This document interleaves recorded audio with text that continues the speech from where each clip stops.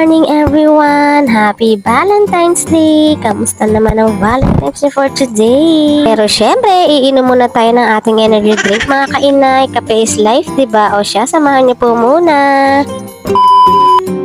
Dahil Valentine's nga at eto ang aking ka-date, marami po tayong gawaing bahay halos araw-araw. Simula na nag-iba ng schedule ang aking asawa. Meron din kasi ako magkanda-ugaga ngayon kasi may nauuna nga pumasok sa amin bago kami. Hindi nga kami magbayad ng bill ng tubig kaya pumunta kami sa pinakabayaran niya dito. Malapit lang din sa amin. Nakita akong cute, o diba? Napaka-cute niya. Kauwi ko sa bahay, o diba? Sabi ko naman sa inyo, ito pa rin ang aking ka-date. Dali-dali akong nagluto at hindi na nga naabutan ni Papa Shaq at hindi siya nakapagbaho ng manok. Sabi ko sa kanya, bawi na lang siya mamayang pag-uwi at least lulutuan ko na lang ng bago. Tapos nga kami ay kumain na magnanay at anong oras na maliligot na naman ang aking